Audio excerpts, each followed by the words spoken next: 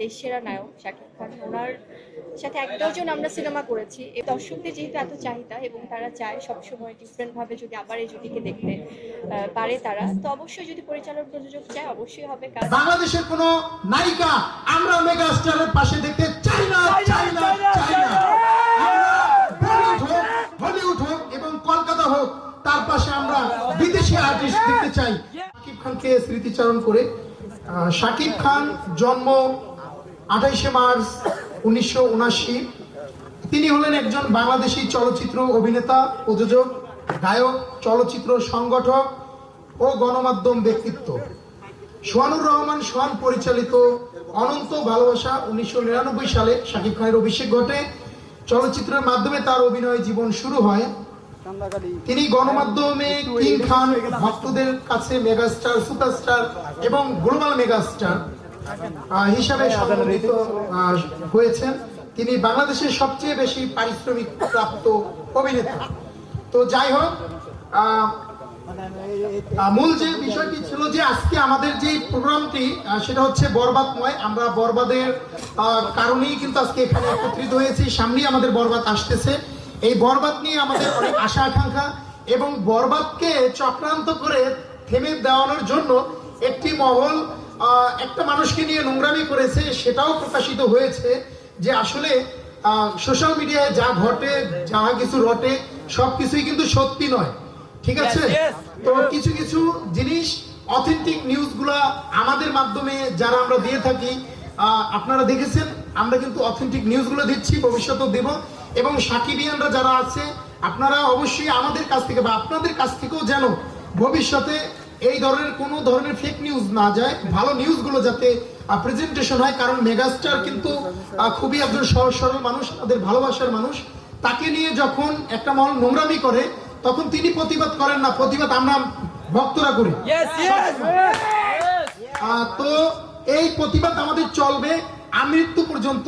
শাকিব খান যতদিন চলচ্চিত্রে রাজত্ব করবে, আমরা ভক্তরাও কিন্তু তার পাশে থেকে আমাদের সেই মেগাস্টারকে আমরা এভাবেই আমাদের বুকে আগলে রাখবো। পূর্বের বক্তারা যেভাবে বলেছে জীবন দিবে, অবশ্যই জীবন আমাদেরকে দিতে হবে একমাত্র মেগাস্টারের জন্য। আর যারা পিছনে কলকাঠি নাড়তেছেন, তার রাজত্ব শেষ করে দিবেন। এই রাজত্ব না শেষ হবার নয়, এই রাজত্ব তো কেবল শুরু হয়েছে। এখন সারা বিশ্ববাসী দেখছে শাকিব খানের রাজত্ব। ইভেন আরো একটি ঘটনা, সেটা হচ্ছে যে বাংলাদেশের আর্টিস্টরা কাজ করার জন্য এখন পাগল হয়ে গেছে। পূর্বে আমি নাম তারা বলবো না, যারা হিরোইন ছিল, যারা বড় বড় আর্টিস্ট ছিল, তারা ডিনাই করেছে শাকিব খানকে। শাকিব খান মফস্বল থেকে উড়ে আসা একজন আর্টিস্ট, তার ছিল না চাল চুলা, তাকে বিধাতা দিয়েছে। চাল চুলা গড়ে দেওয়ার মালিক কে? আল্লাহ। আপনাকে কাজ করতে হবে, সেই কাজে বিশ্বাসী আমাদের মেগাস্টার। আমাদের মেগাস্টার পরিশ্রম দিয়ে, তার শ্রম দিয়ে তিনি যেভাবে এগিয়ে এসেছে এবং ভক্তরা তাকে যেভাবে আগলে রেখেছে, আপনাদের মতো লোকেরা তাকে হটিয়ে দিতে পারবে না। আর কাজের কথা বললাম, বাংলাদেশের কোন হিরোইন, আমি ব্যক্তিগতভাবে কোন হিরোইনকে বাংলাদেশের শাকিব খানের সাথে দেখতে চাই না। একটি কারণেই দেখতে চাই না, এই মেগাস্টারকে নিয়ে আপনারা নোংরামি করেছেন।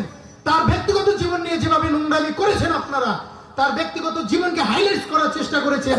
কোন প্রোগ্রামে গেলে সেখানেও আপনারা তাকে কটূক্তি করেছেন। মেরিল প্রথম আলো একটি অনুষ্ঠানে তথাকথিত একজন নায়িকা তাকে বাচ্চার বাবা বলেছে। আমরা তো জানি তিনি বাচ্চার বাবা, সেখানেও তাকে অপমান করার চেষ্টা করা হয়েছে। আপনারা ভুলে যাবেন না, আপনাদের মতো কালপিটদের এই শাকিব খান আর কখনোই আর এই আপনাদের প্রশ্রয় দিবেন না, আপনাদের নিয়ে কাজ করবেন না। তো ভক্তদের মাধ্যমে আমি অনেক বলছি, সকল ভক্তরাই একমত হবেন। বাংলাদেশের কোন নায়িকা আমরা মেগাস্টারের পাশে দেখতে চাই না, চাই না, চাই না। হলিউড হোক এবং কলকাতা হোক, তার পাশে আমরা বিদেশি আর্টিস্ট দেখতে চাই। বাংলাদেশের কোন নায়িকাকে দেখতে চাই না, কারণ তারা তার সাথে কোনোভাবেই যায় না। শাকিব খান এখন আকাশের তারা, এই তারাকে আপনারা মাটিতে মিশাবেন না। যারা প্রযোজক পরিচালক আছেন, তাকে নিয়ে যারা প্রযোজনা করবেন, এই সাকিবিয়ানদের কথা মাথায় রাখবেন। সাকিবিয়ানরা কিন্তু আপনাদের সিনেমা দেখবে, যদি প্রপার সিনেমা করতে পারেন তাহলেই সিনেমাকে ভালোবাসবে। তো যাই হোক, সংক্ষিপ্ত বক্তব্য আমি দিতে চাচ্ছি। শেষে আমাদের যে বরবাদ সিনেমাটা, এই সিনেমাটা আপনারা দেখবেন। সামনে রমজান মাস আসতেছে, এর আগে আমাদের বিপিএল আছে, বিপিএল এ আমরা সাকিবিয়ানরা অ্যাক্টিভ থাকার চেষ্টা করব। তারপরে আমাদের বরবাদ আসবে রমজান মাসে, আমাদের হয়তোবা কার্যক্রম একটু স্লোলি চলবে, কিন্তু রমজানের চাঁদ রাত থেকে কিন্তু বরবাদের পুরো প্রোগ্রামটা মানে যেভাবে ফাটিয়ে দেওয়া দরকার আমরা ফাটাবো। আর এর আগে রমজানের আগে আমাদের প্রোগ্রাম বরবাদময় হতেই থাকবে বিপিএল সহ। তো যাই হোক, এখন আমাদের পরবর্তী যে বক্তব্য নিয়ে আসবে আমাদের খুব কাছের ভাই, আমাদের অত্যন্ত প্রিয় লিটন ভাই। লিটন ভাইকে শাকিব খানের জীবন বৃত্তান্ত নিয়ে আলোচনা করার জন্য আমি ডাকছি। লিটন ভাই, আপনি একটু আসবেন। তিনি আজান দেব আচ্ছা, আজান হবে, আজানের পরে আমরা আবার এই প্রোগ্রামটাতে যুক্ত হচ্ছি। সবাইকে ধন্যবাদ।